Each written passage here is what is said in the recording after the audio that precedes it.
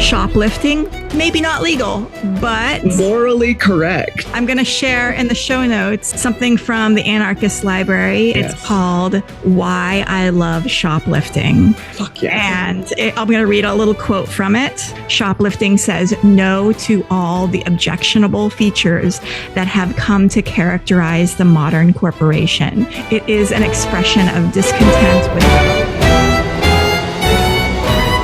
start off this recording by being very Black Pete-like and saying, I called it. If you guys heard the last episode, I called it. I said Mars-Uranus conjunction last week on Trump's midheaven and Biden's sixth house. And I said Biden was going to get sick and something was going to happen with Trump, and Trump almost got assassinated. And then the same day, basically, Biden got COVID. And it's kind of like right now looking like he might step down.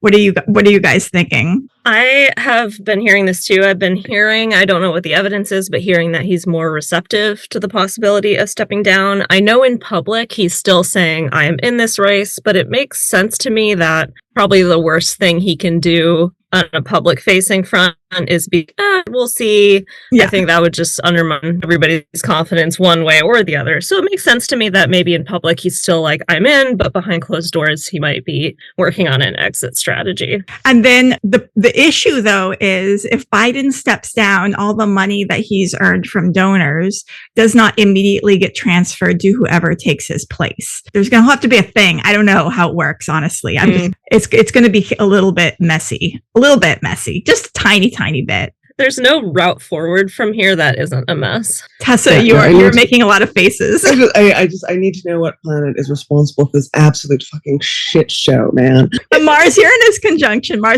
know, but I feel like there's that sort of like in terms of like acute crises, but then just like this absolute global fucking disaster clusterfuck that we find ourselves in. That's definitely a Plutonian thing.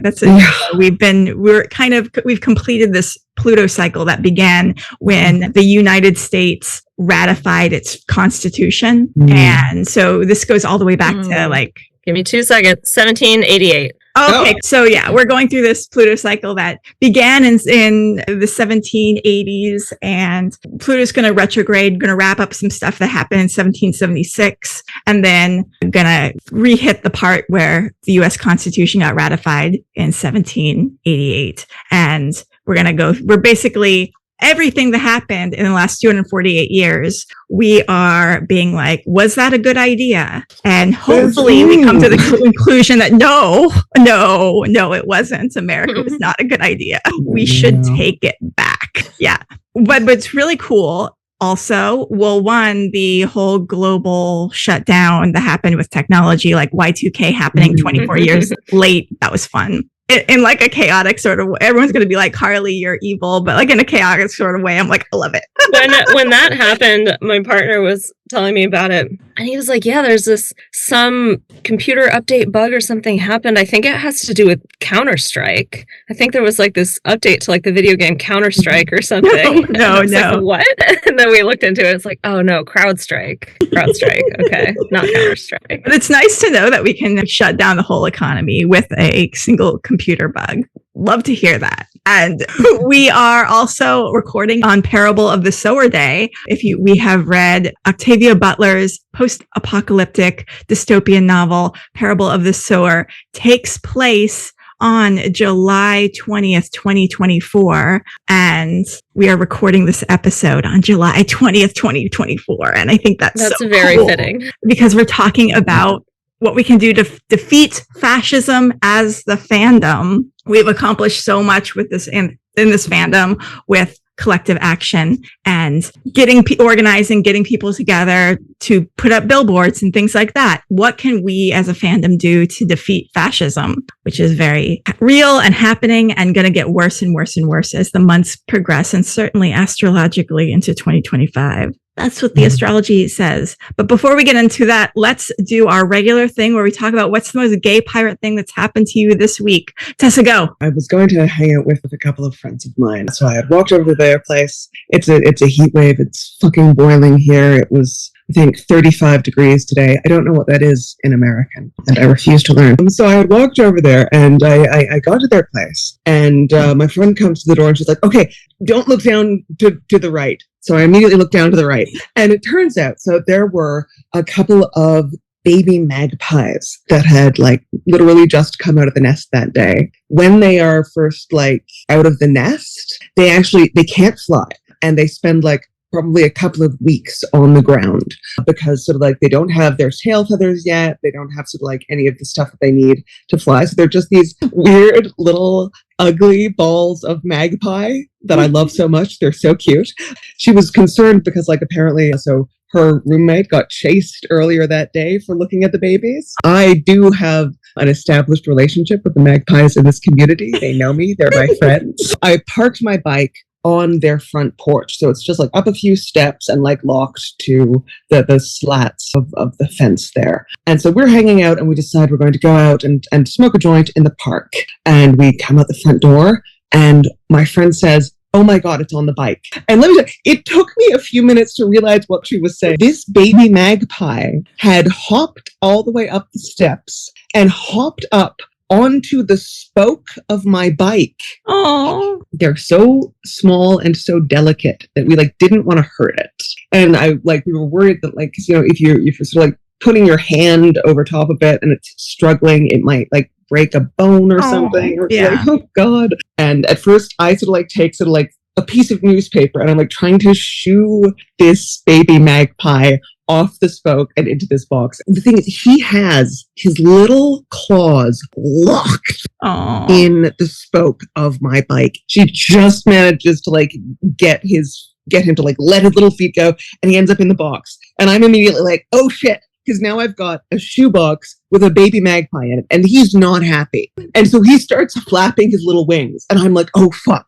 Is he, because like I don't want it to fall. And so I get down the steps, I put this box down like right next to the tree where his sibling is asleep, and I back off, and he once again just immediately goes back to sleep. And so yeah, and that was it. Sam and I just like high five. And he got like reunited with his family with his Yes. Okay, good. Yeah. Because his sibling was just like completely asleep, like in the bole of this tree. So like we set him down, he was just like directly next to his sibling. And so, and then the next day they sort of like checked and both the siblings were hanging out like beside the box. Oh God. That reminds me of a crow I found over by Warner Brothers studio that definitely needed help, was injured. And so I was on my bike as well. So I'm like, okay, injured crow, all I have is a bike. Well, it's going to go in my bra. And so I stuffed it in my bra inside my cleavage, and it made me realize there are so many species of animals who have been inside my cleavage. I've had baby skunks, baby raccoons, baby possums, baby chicks. Nature's pocket. Yeah.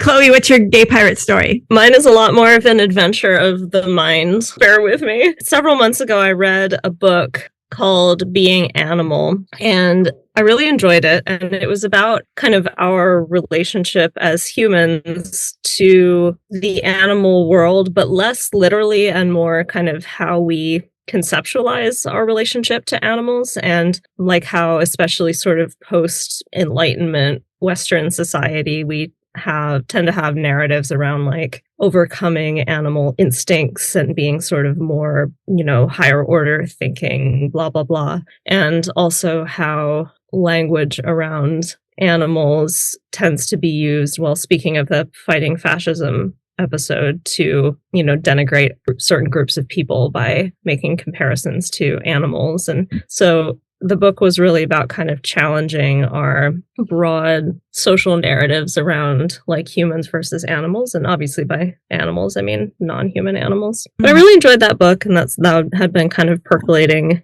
in my mind. And now one of the books I'm reading is Understanding Your Mind by Thich Nhat Hanh, the Buddhist philosopher. And I still have a long way to go in kind of my own meditation practice and kind of understanding a lot of the things that he is writing. But he's been writing in the chapters I've been reading about practicing meditation and mindfulness to be better able to sort of stop making artificial distinctions between things like self and other and this part of the world versus that part of the world, and recognize that sort of everything's connected, because our conscious mind is very designed to be discriminatory between things, draw lines and help categorize things as a way to help understand, make sense of the world. And there's merit to that, but then we also use it to really draw lines that aren't there between ourselves and other people and ourselves and other aspects of the world.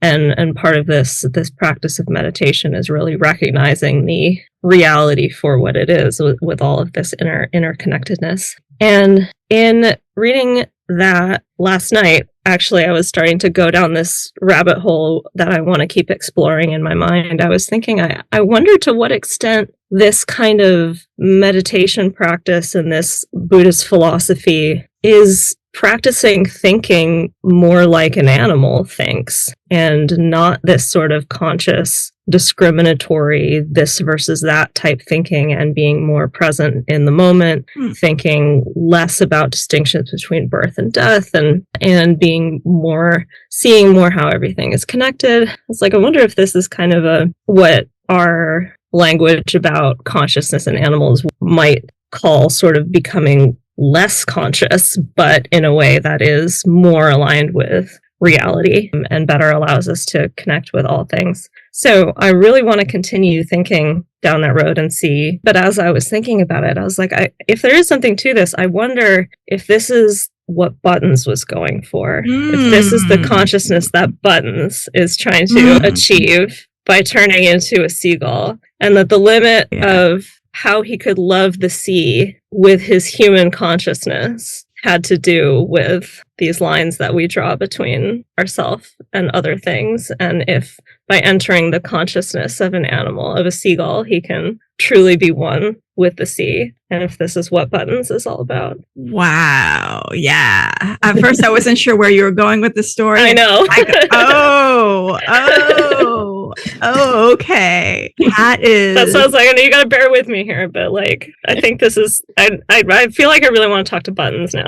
Yeah. Like, what do you think of this, Buttons? Can we talk about this? I feel like I want to do mushrooms with Buttons. I would love to do mushrooms with Buttons. Right? That would be a transformative. Well, if you're into a little hallucinogenic sort of fiction, fanfic, my fic, Many Flags, So Much Death, deals with Buttons and a hallucinogenic drink that Steed accidentally drinks too much of, and a spiritual journey that kind of goes into some of that, but so I'll shout that out. Sounds amazing. But that, maybe we all need to do some ayahuasca before 2025. Maybe that's the best way that we can defeat fascism is by I the last time, so I was in Boston in October because I was doing some interviews at sort of this facility, and afterwards my colleague and I went to get a drink, and we ended up sitting next to this woman who somehow we ended up in an extended conversation with her about sort of both the political state of the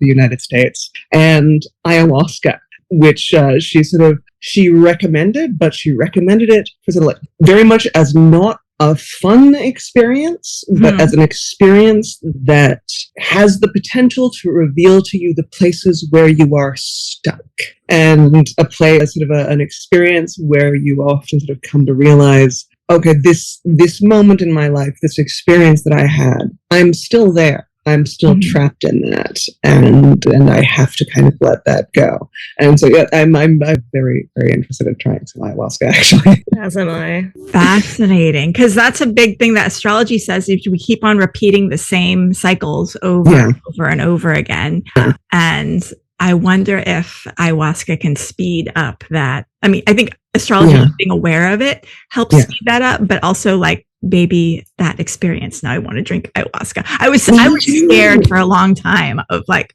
ooh, everyone's doing this and it's having really great experiences, but it's scary. Like, I was very hesitant about hallucinogenics until I was in my early 30s, because I think we're all sort of raised, or we have all been raised sort of in a context where there is a lot of propaganda around those things, suggesting that like you're just going to go instantly insane, which is bullshit. Which is why does that propaganda exist in the first place? The CIA. I have, but genuinely, like that. There's a huge there was like a huge push in like the 50s, 60s, 70s to sort of make this a very frightening thing and to frame it as something that is terribly threatening. And yeah, I think a lot of that is to do with the fact that, you know, they did not want to see a meaningful cultural shift, which is not to say that hallucinogenics would have been sort of like uniquely sort of like responsible for that kind of cultural shift. But like, it is interesting that something that certainly I have experienced as a thing that can open you up to engaging with the reality of a situation in a way that you might otherwise not let yourself. It's interesting that that is something that they went so far out of their way to make a very sort of frightening, very threatening thing. And a lot of systems of oppression are rooted in traditional, like marriage, traditional family structures. And people who do hallucinogenics and open their mind realize, oh, wow, these traditional family structures that are maybe very beneficial to capitalism are not beneficial to the individual or to the collective humanity, that maybe we should break free of those. And so, of course, the conservative capitalist mindset is like, no, don't open your mind, don't get educated, don't learn about healthy ways of being, fit into this, you know, 2-parent,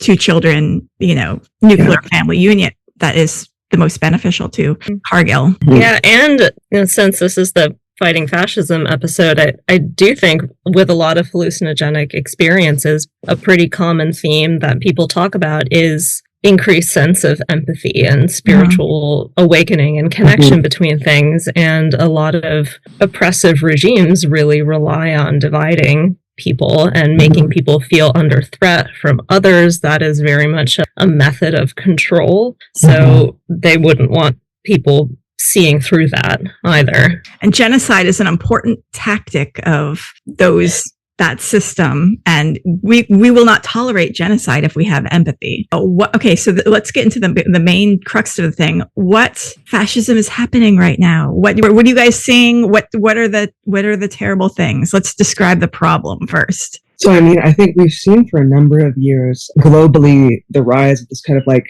very powerful alt-right contingent, and that involves sort of like both the elevation of, you know, figures like Trump, who sort of like are setting themselves up, certainly, you know, in the case of stacking the Supreme Court with justices who will make these horrific decisions that we've seen so much of in the past few weeks, and that give him power. Yeah, exactly, and who will, you know, make decisions based on like, you know, the claim that a president cannot be held accountable for official acts, whatever the fuck that means. And like that can mean anything. That's the problem. Dictatorship. That's that is you are laying the groundwork very deliberately for someone to grasp hold of the power and to refuse to let it go. I do also think that fascism emerges and has emerged every time from a crisis of capitalism. And that is very much what we have seen in recent years, where I think all of us are more and more under pressure, and this system is more and more showing that it simply cannot function. And capitalism and fascism are, for me, you cannot sort of extract one from the other. You cannot have fascism without capitalism. And yeah, I think that is a large part of what we're seeing now. And I mean, also key here is white supremacy and the kind of attacks on the queer community that we have seen recently, especially our trans siblings. All of these things are so classically fascist. It's a system like you might see in your families too, where if you have an authoritarian parent figure, they will pick a scapegoat, or in our larger social system, the scapegoats are the trans people. It's like, why they're literally doing nothing wrong, just existing as their authentic self. And it's because they are the most vulnerable. Yeah. They choose the most vulnerable, and they choose the groups that are least well understood, because you can start there and you can build that paranoia and that fear and create an enemy so that the people who you have pointed at that enemy will be too distracted, losing their minds over that, to notice as you strip away all of their rights, as you strip away all of the things that make this, not a fascist regime. And I mean, trans people are also living authentically, which is also being authentic is very threatening to the fascist regime. Yeah. And I think, and white supremacy is very much key here as well. And that is something, that has been unfortunately built in to the United States and built in to some extent here as well, to some large extent here. I mean, it's built in globally, but in the United States in particular, I think it is being used very effectively to separate especially the working class from their actual interests. If you can convince white working class people that their enemy is black working class people and not, the bastards who are in control of everything, then you can just hold on to that power. Please have a culture war, not a class war. Yeah, exactly. Hate those your actions too, they mask the fact that all systems of oppression are interconnected. Yeah. And that if you start to address one, you can dismantle them all. But if you maintain infighting, then exactly like you were saying, you prevent people from actually pulling out the Jenga block at the bottom that makes it all fall. Exactly. The other thing I would add to the threat of fascism, I agree with everything you said, like the fear-mongering, scapegoating, the concentration of power with an increasingly few number of individuals, the power of money. The one that almost scares me the most, because if fascists get control of this one, there's not much hope for any of the others, and that's the control of truth and reality. And I think that's been underway for a very, very long time. Absolutely. Starting with like fake news and now with like AI and deep fakes. I think it's even more frightening, because if you can't figure out what's true, there's very little hope for addressing any of these problems. And I think it's a tactic to sow seeds of doubt which is what narcissists do so well So- in family structures, is the gaslighting. And so we're seeing gaslighting from the larger social structure. Undermining intellectual authorities, sowing like anti-intellectualism, same people who like actually study phenomena deeply are elitist and out of touch with reality, even if they might have valuable insights to add, and saying even if you are capable of finding a truth, perpetuating the narrative that like, well, that doesn't really matter, it's more what people feel, or like that this eroding of like the power of reality and facts and data and truths to make a difference is extremely concerning. I think, sorry, wait, my brain just stopped. Let me reboot. But yeah, I think that like one of the really key things to keep in mind is that we are all incredibly vulnerable to propaganda. I think it's very easy, for example, point to boomers on Facebook and sort of like point out to like where they're falling prey to propaganda, and they are. But I think it's important also to note that we are all incredibly vulnerable to propaganda. It doesn't matter how old you are. There's propaganda all over TikTok. There's, I remember a couple of semesters ago talking to a student of mine. I loved this kid. He came into class, and I at first I was just like, this is a very normal young white straight dude. He's got his like ball cap with his hockey team and everything. And at one point we were talking about, the TikTok algorithm and how this works. And he raises his hand and he's like, yeah, like, when I'm trying to watch videos about hockey, it keeps like giving me all this alt-right shit, man. And like, I just want to watch hockey. I'm not a fucking fascist. I love you. This is what happens. You try to engage with, something perfectly innocent, like, watching some fucking hockey videos, and all of a sudden it's trying to radicalize you into the fucking alt-right, man.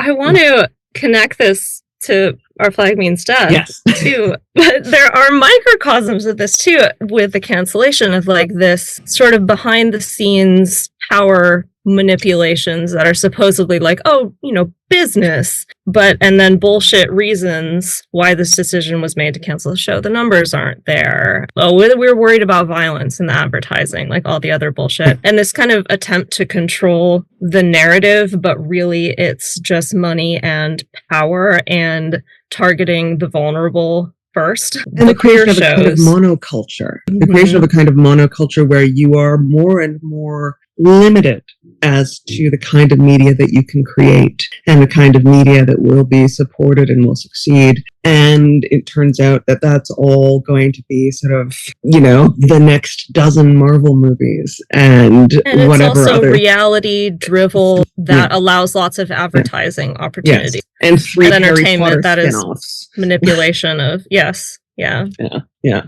So a real disconnect there between what people actually want and what empowers people. Seeing themselves in TV shows, seeing narratives, help them see behind the curtain. Those are getting nixed, and that's not a coincidence. And an increasingly limited range of people being allowed to actually create art, and certainly being allowed to create art in a way where that can just be the thing that they do, and where it can actually reach a wide audience. We don't see the creation of sort of smaller scale kind of art that we used to see and that we used to be able to have access to. Like, people are still making art and people will continue to make art, but it is harder and harder to actually, I think, reach audiences. Exactly. Because if you're not just a giant fucking monster corporation. The consolidation of media conglomerates has really limited the type of storytelling that can get out there. Yes. Yeah, exactly. Yeah. Monopoly, man. So I asked you guys to bring in 5 ways that you think we can fight fascism. And I want to change the word fight fascism to defeat fascism. Because fight means that, we give it our best shot. Defeat means we actually win. Yes. And I do think it is possible to win. So what are 5 ways to defeat fascism? I did actually write a list. I can go through your list. High level and then dive in, or take one at a time. Let's take them one at a time. Okay. Well, my top one I think was also your top one, Tessa, and that's community. Okay, good, because I definitely had follow-up questions to this. What does building community look like? What does that mean on an individual level? Go. I think it's the fandom has been doing a really good job of it. I think as a sort of example of what that can look like, and that is organizing collective action to push back against false narratives. And I'm kind of using this as an example in a relatively smaller scale of the fandom's campaign to save the show and fight Warner Brothers, defeat Warner Brothers, about, the organizing the billboard and getting hashtag streaming and things like that. So just collective action that gets noticed and garners momentum just out of volume, and getting a community involved in that sort of action, I think can start making a difference. But also when I think of community, I think of having a network of people who are all in different professions in different parts of the country or the world, who kind of can have access to different tools and different weapons to spread information, to find resources, and taking this back up to a more defeating fascism on a national level kind of scale. I mean, that's access to a network of people who, if you need an abortion, can help you get an abortion or something like that. Just everybody who has all these different connections, some of them that may end up having to be really underground, to help you find resources, information that people need, that the powers up top might be otherwise trying to hide. Yeah, I mean, I think I'm thinking of fandom in this context as a kind of resource. So in terms of building community, I was thinking very much about fandom as a resource to help organize. And so that is a resource that you can reach out to, because fandoms create this kind of very diverse, very widespread network. So I think that, if you need help figuring out how to arrange a protest, there's probably somebody in the fandom who has done a lot of that. You can find someone, you can talk to someone, you can talk to a lot of people who have been engaged in that kind of organizing work. If you want to figure out how to unionize your workplace, there's probably somebody in the fandom who's done that. Reach out to these networks and figure out how you can organize, like not just online, but in your city and in the context of like the space that you are in. Yeah, organize, I would say. Just Have either of you seen the Netflix docuseries The Family? No. Everyone should watch it. It's about this Christian group that basically they kind of like collect young, politically active, like just out of college people. And they're like, you will live in our little apartments in DC that we set up, and we will help you meet people. And all you have to do is kind of join our church and kind of participate in our religious activity. And it's this group that's been going on for decades, and they've infiltrated every single part of government, public policy. The group has no official leader, and that's what makes it so effective, because you can't point to a figurehead and go, it's that person, they're the problem. And like a lot of senators, a lot of congressmen, they all are connected with this family. And I'm like, okay, this is terrible. But what if we did this, but for good? Instead of for Christian, I think that's the difference between community and a cult. Yeah. It's like, our flag means death is the thing that connects us. Like that group, the thing that connects them is Christianity and Jesus. But they use it to acquire power, acquire connections. Control people. Yeah, and all of that. Our connection is our flag means death. We are drawn to it because it's good. It's a good, positive. We love the thing. But basically, everyone who is a fan of our flag means death, we know they're a good person. Stop infighting people. Stop fighting amongst yourselves. Just let it go. We're all in this together. This is what we were talking about. It behooves the powers to get people fighting amongst each other and not fighting the larger problem, getting distracted by infighting, by us versus them within a community weakens everything. And it's not really the larger problem. The people who are in power are the minority, and we, all of us, are the majority. So if we just stop infighting and we unify, we get all together, we have the numbers. They might have the access to the wealth, but there's more of us than them. We could defeat them, Yeah. I mean, I think like within a community, it's important to approach each other with a kind of gentleness and an assumption that we are acting in good faith. Yeah. And let people be clumsy. Steed is clumsy. Yes. And we love him anyway. So if you see someone in the fandom who clearly has mental illness or who is clumsy and who is not being correct on social media, don't attack them. Just be like, just let them do their thing. And we're all awkward weirdos. I think a good thing to remember in the spirit of that, of giving people grace while also organizing collective action to fight fascism, is to remember that one of the biggest sort of, biggest boost you can give to something is your attention. And that can go into a productive direction or an unproductive direction. And with infighting in a fandom, for instance, it is very unproductive, in my opinion, when there's a really like batshit problematic take or something someone says, and that it's given a tremendous amount of attention, and we all get really hung up focusing on that. Ignore it. Yes, I think there is a place for calling shit out of like, this is not okay, but call it out and then move on. Don't get hung up on it. We don't need to like signal boost every fucking bad take. Yes, and that again, that distracts that attention away from the kind of bigger problem that we're trying to work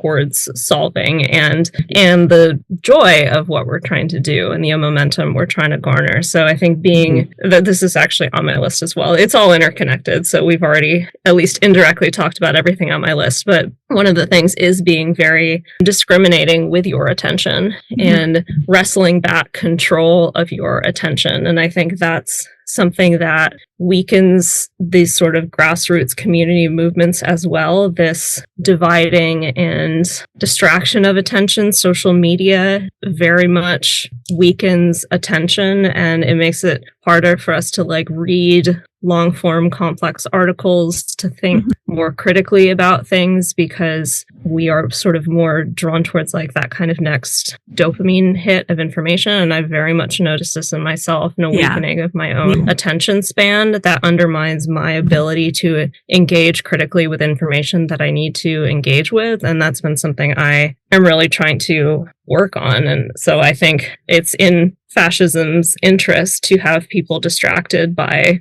the sort of dopamine machine and trying to get that attention fixed. But if we can wrestle back control over our attention and where we put our energy, we can have tremendous power. It's tough because social media can be a great tool for getting messages out there and organizing, but it can also be such a suck of, my attention span has definitely decreased in the last. Yeah, it's so hard, but it is a incredibly powerful tool. And that's, something that fascism tries to do as well, shut down these social media outlets of communication. And I think the key is not using them, but using them intentionally and sort of with more mental control. But it's hard.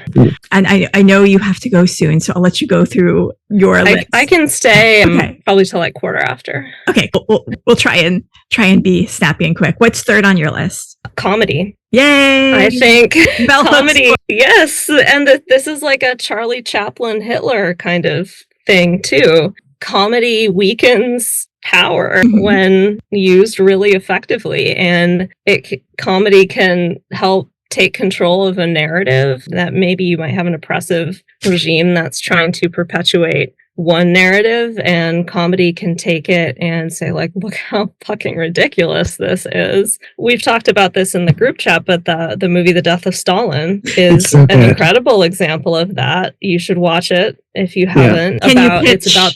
It's a satire, but very based in the reality of what happened. It's very dark humor. The mad scramble for power after Stalin died, and all of the players in there, and the grab for power, revealing just how broken and oppressive this system is. But it's wildly entertaining. It's hilarious in a really dark way, but the portrayal of this very accurate story in this satirical way makes you, as an audience member, watch it and go oh my God, wow, this is fucked up. And to have that awareness is key. Definitely. To see what's happening. And I think you could broaden it beyond just comedy too. I think comedy is extremely effective for this, but a lot of entertainment forms can do this. And I think it's something fandom communities are really good at doing too, making our own narratives and kind of taking creative control over something. But I think comedy is important. And that's another thing to watch out for. As soon as a government starts shutting down comedy and satire, you're in the danger zone. And I've also found that being involved in a lot of different movements, when there is a movement that is super serious about itself and takes itself really serious, I'm talking about the animal rights movement. You people know who you are. The animal rights movement, they do not know how to laugh at themselves. And it makes them come across as extremely, you know how the animal movement is perceived. You have to laugh at yourself, be able to laugh at yourself, you be able to make humor about yourself, because it makes you relatable. Because when you talk about how cringe you are and you make fun of what's happening in the movement, you're not weakening your movement. You are letting others know that you see yourself and that you're being authentic. I'm going to read the bell hooks quote, since no one has read it yet. Please. We cannot have a meaningful revolution without humor. Every time we see the left or any group trying to move forward politically in a radical way, when they're humorless, they fail. That's from Bell Hooks. Absolutely. I think it's both essential sort of within a movement because, like, man, you cannot live on just like activism alone. If you can't sort of like have that real like release that comes with just like laughing at the complete absurdity of everything. I mean, like I kind of go through life constantly laughing at everything that's happening because like even when shit is really serious, there is no situation that is so serious that it isn't on some level fucking hilarious. Certainly not things that happen to me. It's like it's all so fucking stupid, and if you can't laugh at it, man, you're gonna be exhausted. And on top of that, sort of like when it comes to sort of things, you know, within a movement, yes, we have to be able to laugh at ourselves. Yes, we have to be able to recognize when, you know, things that are happening maybe, you know, bad or good or whatever, but also fundamentally absurd. It's also a hell of a weapon. You know, somebody like fucking Trump stand to be laughed at. Yeah. Narcissists hate when you make fun of them. Yeah, yeah.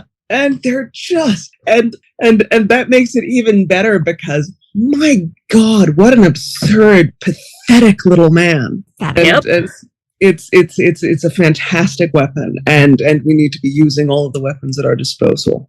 To expand a bit on comedy, I think sort of peripheral to the power of comedy is the power of cringe that we have talked a lot about on this podcast and in the context of Our Flag Means Death and the people involved in it, because there's a lot of cringe, but the cringe sets you free. And when you are comfortable with cringe, you are less afraid to make mistakes and potentially make a fool out of yourself in a system that expects you to be one way. And that's a beautiful thing. And that's an empowering thing. People who aren't afraid to make mistakes and aren't afraid of what they look like are incredibly powerful people because that holds people back. Yeah, that reminds me of, so I was working on a campaign last year and someone did a television interview and she afterwards, she was so nervous that she said the wrong thing. She was just heartbroken about it. And I gave her a call and I'm like, there are people out here who are saying the wrong thing with their whole chest,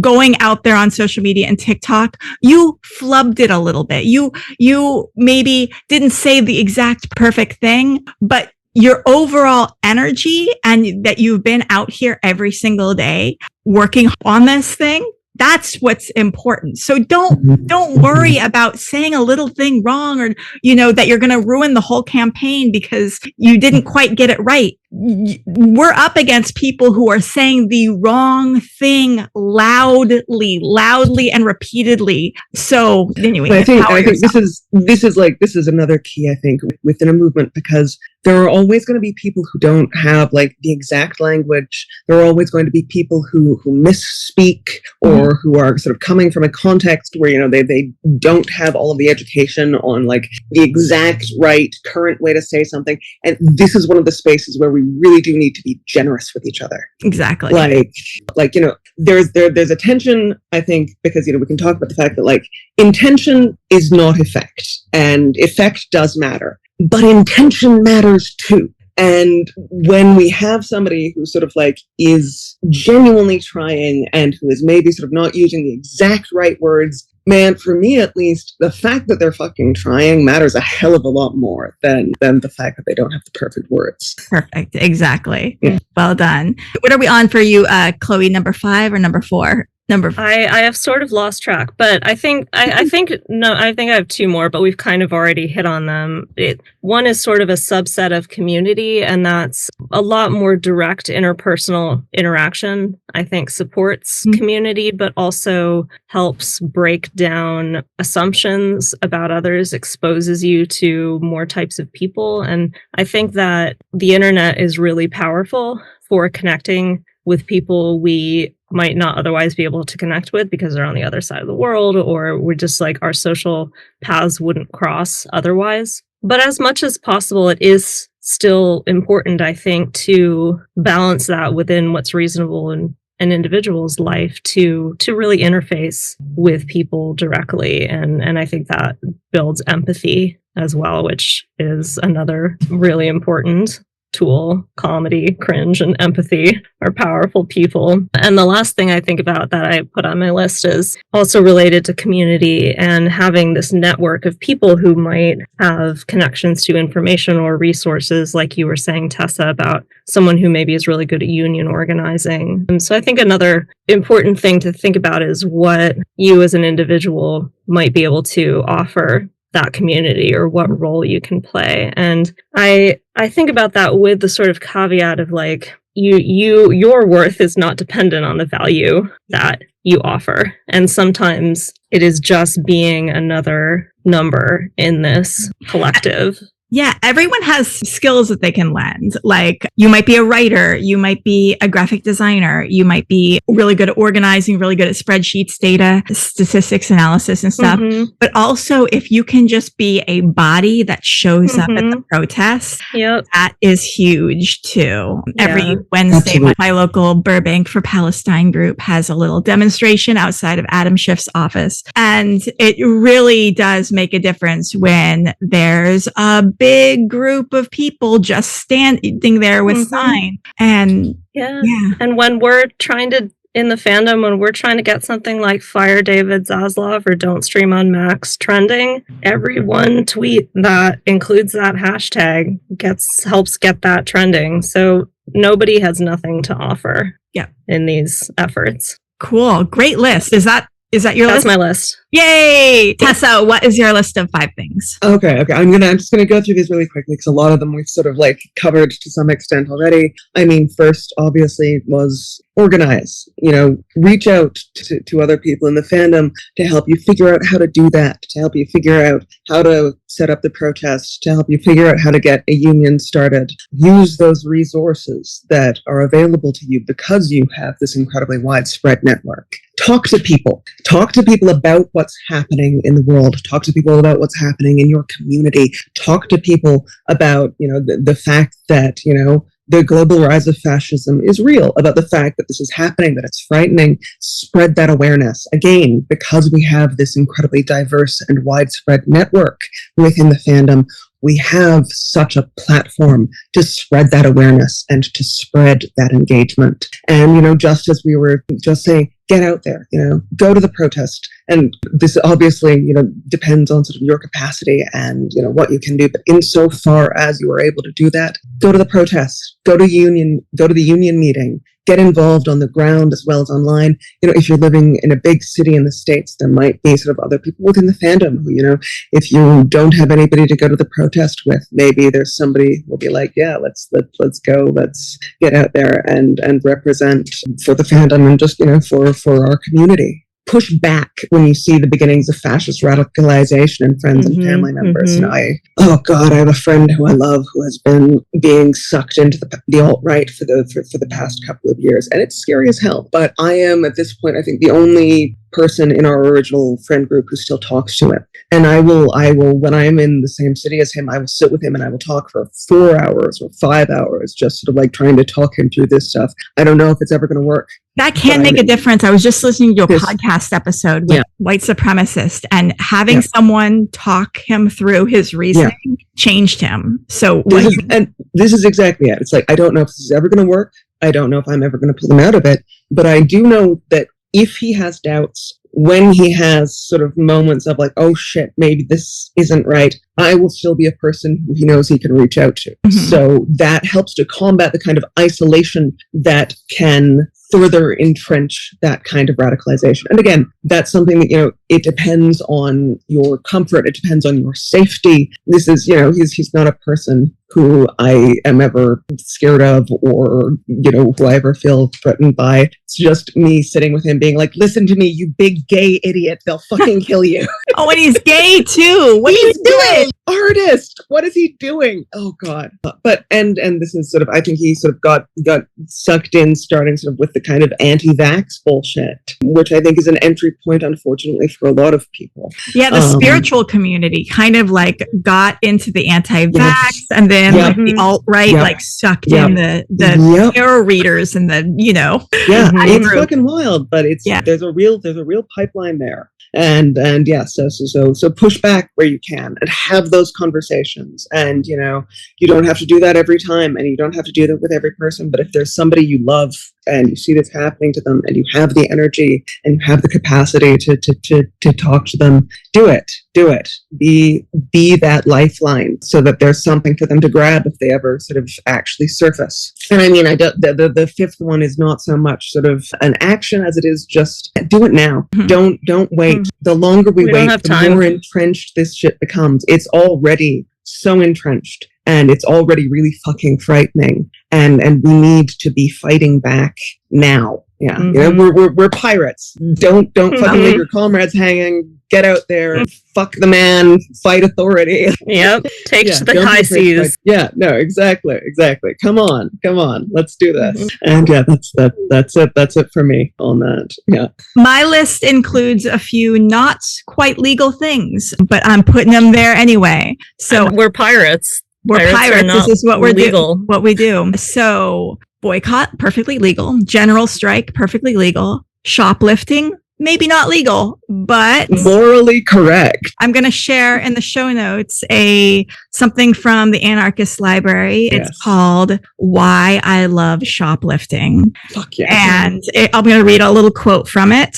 Shoplifting is a refusal of the exchange economy. It is a denial that people deserve to eat, live, and die based on how effectively they are able to exchange their labor and capital with others. Shoplifting says no to all the objectionable features that have come to characterize the modern corporation. It is an expression of discontent with the low wages and lack of benefits that so many exploiting corporations force their employees to suffer in the name of company profits. So it reminds me of quotes I've seen. This was mainly during the sort of shortage of baby formula, but things like, if you see someone stealing baby formula. No, you didn't. So also vandalizing, wheat pasting. If you're good at graphic design, if you're good at slogans, you can wheat paste and sticker bomb your local heavily pedestrianized, what's the word I'm looking for?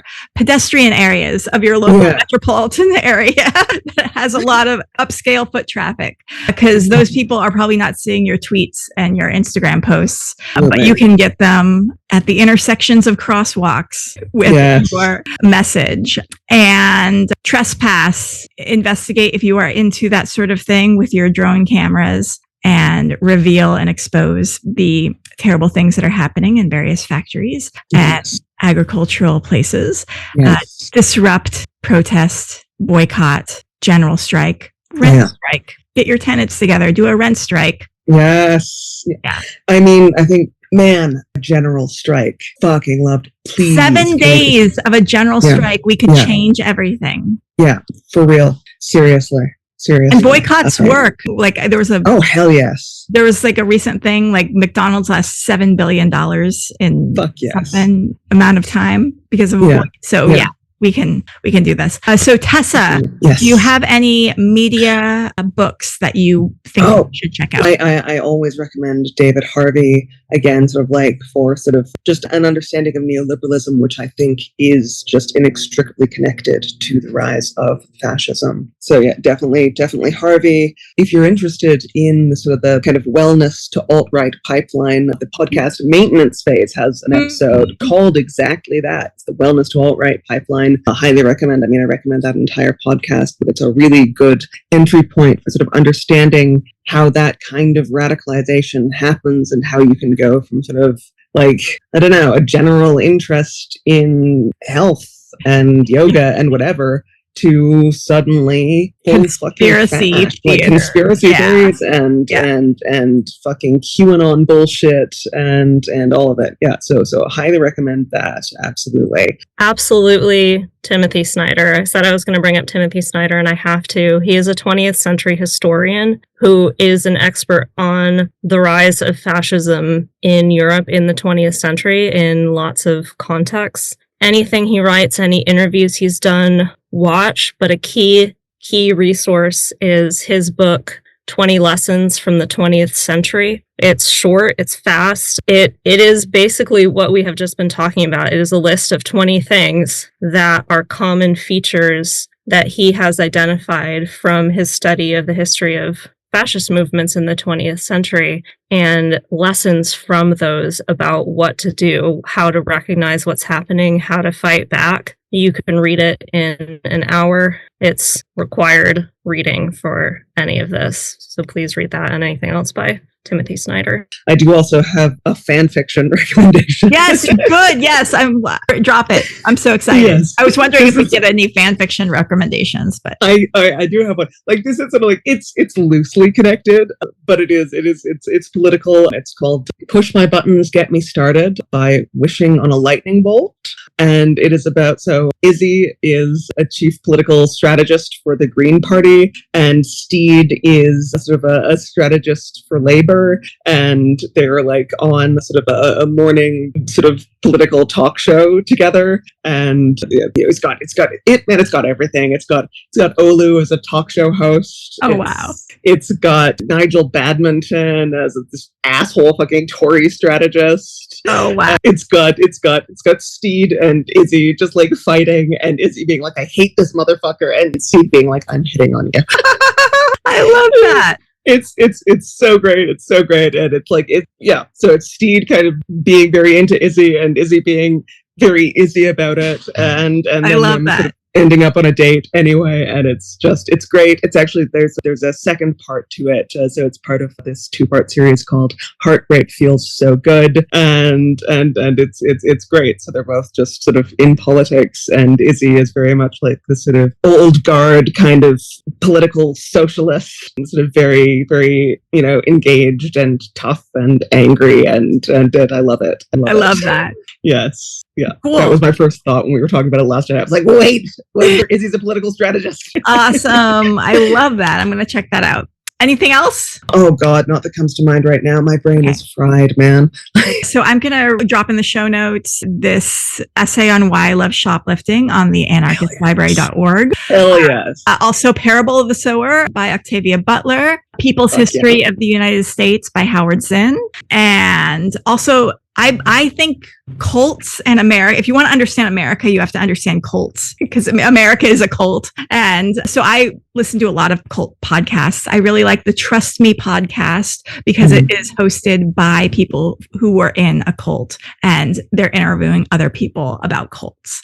And so when you understand cults, you understand narcissism, you understand harmful family dynamics. Understanding how these systems work on like an interpersonal level is really important. And then there's so many things on narcissism, but learn everything that you can on narcissism, because that will help you as well. And hopefully identify the narcissists in your life so that you can heal yourself, and then you'll be able to heal the rest of the world. So without further ado, have fun out there defeating fascism. Join us in defeating fascism. You can DM us anytime if you need more advice on how to defeat fascism in your area. I'm doing fascism defeating things this weekend that are kind of secret, but I'm trying to make a point to do a little something, maybe twice a week. I'm like a rogue cell that goes out there and does stuff. And if you are interested in our flag related memes and other hilarity, follow us on Instagram at Our Flag Means Fanfiction, all one word. Bye.